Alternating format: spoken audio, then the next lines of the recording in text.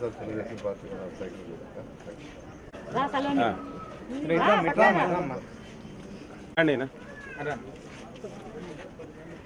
Okay ముందు support sir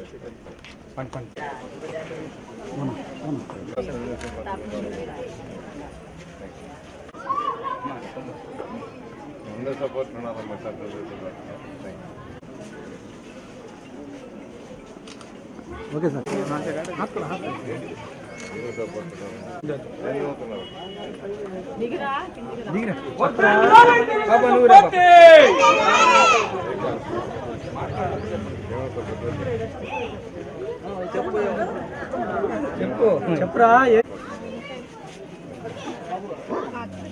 అదేవిధంగా ఈరోజు తెలుగుదేశం పార్టీ జనసేన బీజేపీతో కూడా అలయన్స్ పెట్టుకోవడానికి కూడా కారణం ఏంటంటే ఈ రాష్ట్రం విడిపోయిన రాష్ట్రం.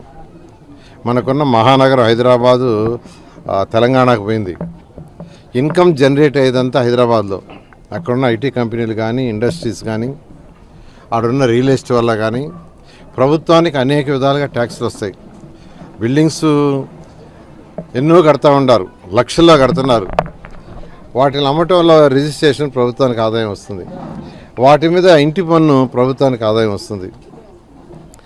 రియల్ ఎస్టేట్ అబ్నార్మల్గా పెరుగుతుంది. అవి సేల్ వల్ల ప్రభుత్వానికి ఆదాయం వస్తుంది. అక్కడ వ్యాపారస్తులు చేసే వ్యాపారంలో వచ్చే టీడీఎస్ వల్ల కావచ్చు, డిఫరెంట్ ఇన్కమ్ వల్ల రాష్ట్ర ప్రభుత్వానికి ఆదాయం వస్తుంది. ఇవన్నీ తెలంగాణకు పోయినాయి. మొత్తం తెలంగాణకు పోయింది, మనకేమీ లేదు. అమరావతి రాజధాని డెవలప్ చేయాలంటే దాన్ని కూడా అడ్డుకట్టేశారు జగన్మోహన్ రెడ్డి గారు.